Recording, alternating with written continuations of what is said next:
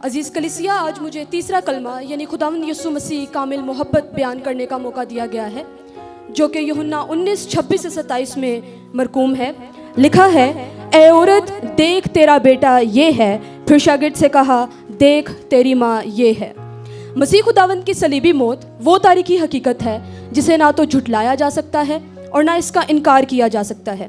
Historians اور biblical scholars کے مطابق خداوند یسوع مسیح کو بروز جمعہ 3 اپریل 33 ہجری یا 7 اپریل 30 ہجری میں مصلوب کیا گیا۔ چاروں مبشرین اناجیل واضح کرتے ہیں کہ یہودی رہنما شریعت کے بارے میں خداوند یسوع مسیح کے اشتعال انگیز دعووں اور رویہ کے باعث غضبناک تھے۔ ادھر رومی یہ سن رہے تھے کہ وہ خود کو یہودیوں کا بادشاہ کہتا ہے اور ان کے اختیار اور حکومت کو چیلنج کرتا ہے۔ دونوں گروہوں کو یسوع ایک انقلابی مفکر اور مبلغ نظر آتا تھا، کیونکہ اس نے اپنی تعلیم اور فلسفہ سے دنیا کو ہلا کر رکھ دیا۔ اس سبب سے انہوں نے اس کا کام تمام کرنے کی ٹھان لی اور بالآخر اپنے مذموم ارادوں میں کامیاب بھی ہوئے۔ یہودی عدالت میں اس پر کفر بکنے کا مذہبی اور رومی عدالت میں اس پر حکومت کے خلاف بغاوت کا سیاسی الزام لگایا گیا، اور ان دونوں الزامات کا انجام یکساں تھا۔ یہودی رہنماؤں اور رومی حکومت کے لیے یہ بات ناقابل برداشت تھی۔ ایسا کیوں ہوا؟ بظاہر تو اسے قانون شکنی کے جرم میں گرفتار کیا گیا، مگر حقیقت میں وہ رومی اور یہودی تنگ نظری کا شکار ہوا اور اپنی عظمت کے باعث مصلوب ہوا۔ Pastor John Piper, who is prominent Reformed Baptist theologian, author and founder of Desiring God, he says to stand at the foot of cross means to witness to the purpose for which God created the world, and here the characteristics of God are revealed. یعنی صلیب کے قدموں میں کھڑے ہونا اس بات کی گواہی دینا ہے کہ خداوند یسوع مسیح نے اس دنیا کو کس مقصد کے لیے بنایا، اور یہ مقصد محبت، نیکی اور انسانوں کی نجات ہے، اور یسوع مسیح کی قربانی صلیب پر اس مقصد کی سب سے بڑی گواہی ہے۔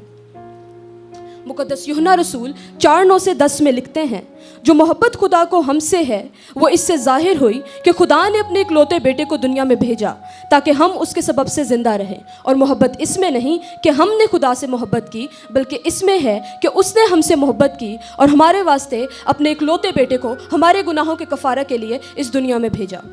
کامل محبت خوف کو دور کر دیتی ہے۔ صلیب کے چوگرد خداوند یسوع مسیح کے دشمنوں کا جم غفیر ہے، لیکن خداوند یسوع مسیح صلیب پر بالکل بھی تنہا نہیں۔ ان کے سامنے کچھ ایسے عزیز موجود ہیں جو ہر طرح کے خوف پر غالب آ کر خداوند یسوع مسیح کے ساتھ اخلاقی ہمدردی اور روحانی عقیدت کا اظہار کر رہے ہیں، جو کہ خداوند یسوع مسیح کے اس مشکل اور کٹھن گھڑی میں اس کے پاس موجود ہیں، جن کا ذکر مقدس یوحنا رسول اپنی کتاب میں کرتے ہیں۔ اور ہمیں اس سے ہمیں ایک مسیح اصول ملتا ہے کہ مسیحیوں کو لازم ہے کہ وہ ہر طرح کی مشکلات اور خوف پر غالب آ کر ایک دوسرے کی حوصلہ افزائی کریں، جس کی مثال مقدسہ مریم اور مقدس یوحنا رسول سمیت ان چند خواتین نے قائم کی ہے۔ یسوع مسیح کی مصلوبیت پر مقدسہ مریم اور مقدس یوحنا رسول کا کردار۔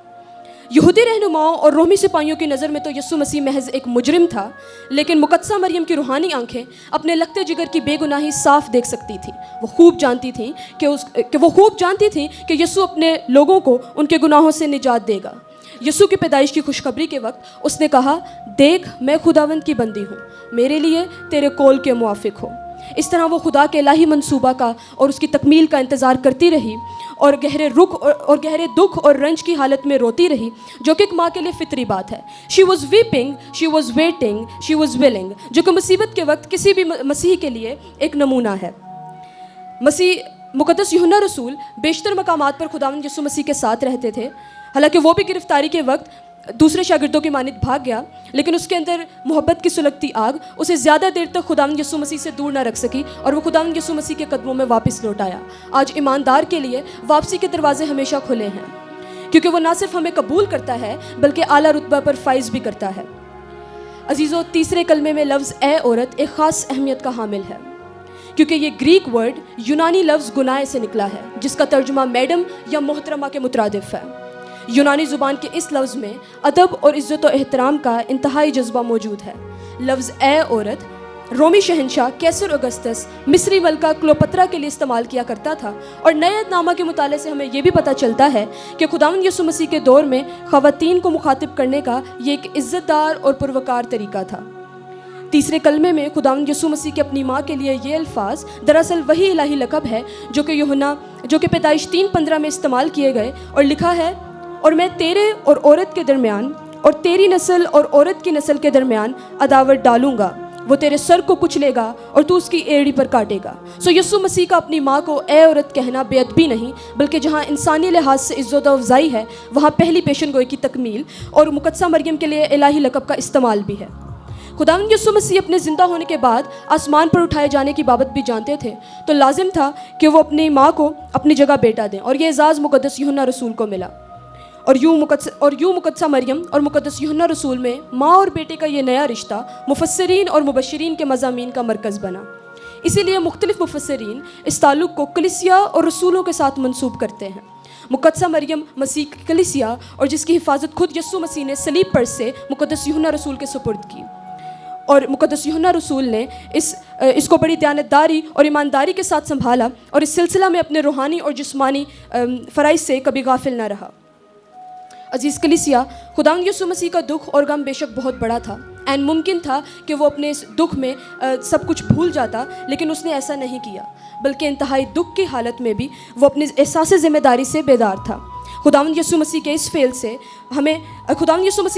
سے ہمیں بطور مسیح ہماری مشکلات میں ہماری ذمہ داریاں پوری کرنے کا حکم ملتا ہے، اور ہم دیکھتے ہیں کہ خداوند یسوع مسیح نے اپنی ماں کو اپنے پیارے شاگرد مقدس یوحنا رسول کے سپرد کر کے اس دنیا پر پہلے مسیحی خاندان کی بنیاد بھی رکھی، اور خداوند یسوع مسیح نے اپنی ماں کو اپنی جگہ بیٹا دیا، جو کہ خود بذات مسیح تو نہ تھا لیکن مسیحی ضرور تھا، جو مقدسہ مریم کی دیکھ بھال کر سکتا تھا۔ اور لکھا ہے، تو اپنے باپ اور اپنی ماں کی عزت کرنا، تاکہ تیری عمر اس ملک میں جو خداوند تیرا خدا تجھے دیتا ہے دراز ہو۔ خروج 20:12۔ خداوند یسوع مسیح اس تعلیم پر خود بھی عمل کرتا ہے جو اس نے دوسروں کو دی، اور شریعت کے مطابق ماں کی عزت کرنا ان پر فرض تھا۔ ہمارے ہاں والدین کی عزت تب تک ہوتی ہے جب ہم ان کے زیر کفالت ہوتے ہیں، لیکن جب ہم اپنے پاؤں پر کھڑے ہو جاتے ہیں تو ہم ان کو حقیر جاننے لگتے ہیں۔ لیکن عزیزو، خداوند یسوع مسیح کے ایسے لوگوں کے لیے کہے گئے یہ الفاظ سنگ میل کا درجہ رکھتے ہیں۔ سو ہمیں چاہیے کہ ہم اپنے والدین کی نہ صرف عزت کریں بلکہ ان کے حکم کی تکمیل کریں، اور بخوبی ان کی ذمہ داری، ان کی دیکھ بھال کی ذمہ داری نبھائیں۔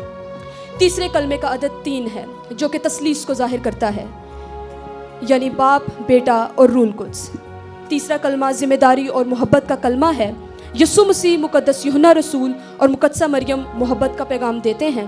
باپ نے نجات کا پلان بنایا، بیٹے نے صلیب پر اپنی جان دی، اور پاک روح توفیق دیتا ہے کہ ہم نجات پائیں۔ خداوند اس بابرکت کلام کے وسیلہ سے ہم سبھی کو برکت دے، آمین۔